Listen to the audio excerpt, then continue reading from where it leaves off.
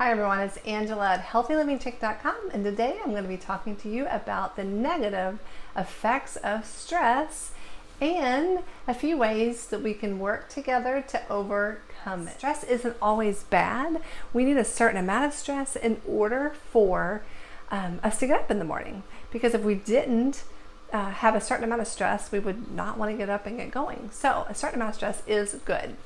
And when it becomes overwhelming to us, when we have that feeling of I'm stuck, I'm overwhelmed, those are the times that stress overtakes us and provides negative, harmful side effects. So let's talk about some basic things that occur in our bodies and that actually can be contributed to stress. Dr. Josh Axe, 10 ways that chronic stress affects us.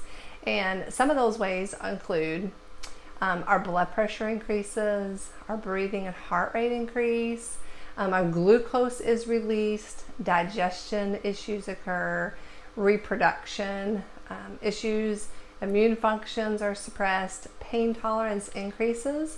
But this is happening because adrenaline and cortisol flood through the body when we are stressed. Those are called neurotransmitters, and when that occurs, then we just get all kinds that wreaks havoc on the body. So, you can eat perfectly, but if you don't keep your stress under control, then this is a deal breaker. So let's talk about a few ways that stress negatively affects the body, and that would be our brain. Memory and learning can't really occur in those times of stress. Then we have increased risk of heart attack, stroke, blood pressure. We find that we're getting a lot more colds and flus. Our immune system gets lowered. It's easy for us to pick those up. So if that's happening, it's probably stress. Weight gain, acid reflux, digestive bloating, digestive issues. So stress increases pain, like I mentioned earlier. We have more headaches, backaches, tension, all that stuff, probably right through here on the shoulders for a lot of people. It affects our sexuality and our reproductive function. It affects our skin, our hair, our nails, our gums, gum disease a lot of times, acne, rosacea. Remember, your skin is your biggest organ, so it's telling you what's going on the inside. And remember, our brain and our gut are hugely connected, and so if we're stressed, it's affecting our brain, it's also affecting our gut and causing the issues there as well. So sometimes we get under so much stress that we want to find a way of escaping, and some people turn to tobacco or alcohol or drugs and things like that, because that's a temporary rise in dopamine that they receive. When they have that and their serotonin levels, they feel really good for a brief moment, and then that's washed away. But some people turn to food addiction or gambling or TV and video game addictions, things like that are unhealthy. But ways that we can actually reduce stress. So I also picked up another Dr. Josh Axe article talking about 8 natural ways to reduce stress. We can pick up adaptogenic herbs. When I was really suffering with a digestive issue I could not solve, but I was constantly worried that I couldn't get over it. And I was thinking, I'm going to have surgery and the doctor's going to have to do blah, blah, blah. What happens if, what if the doctor has to do surgery and then I'm messed up for the rest of my life? I did this and my mind could not relax enough for me to get over the health concern. So what I had to do, I had to go on an adaptogenic herb. I went on holy basil, and I had to pray every day and give everything to God and picture Him healing me and His angels healing me in that part of my body. And it was just amazing, the difference and the miraculous recovery that I did achieve. And it's the Lord heals. 70 to 90% of all doctor's visits are from stress related issues.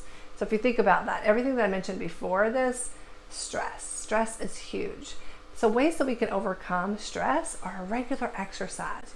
Do yoga, do exercises that are going to release the endorphin chemicals into our body and our brain.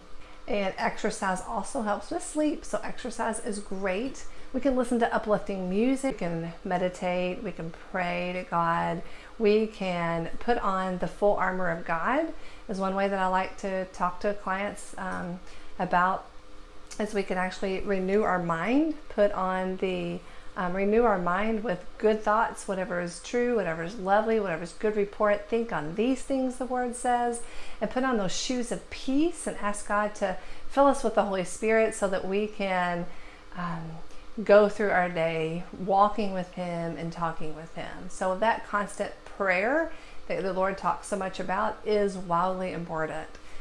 Breathing exercises, 10 to 15 minutes every day. Take time outside and just enjoy outside, enjoy being with other people and connecting with people, as well as keeping a journal. We want to reduce our stress. We can just journal, write it out.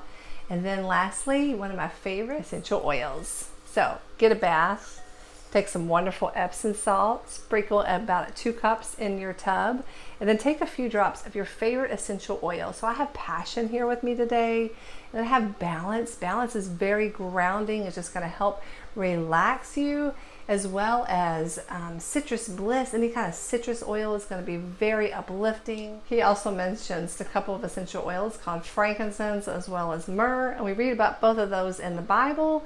And what we read about them is they're being brought to the Christ child. I can go into many, many details of why these two would have been brought to the Christ child, but stress and many, many health issues, we're talking inflammation, you're talking antibacterial, antimicrobial, all kinds of reasons why you would bring something like that to a newborn baby, especially a king. Thank you guys for watching. Sorry this one ran a little bit long.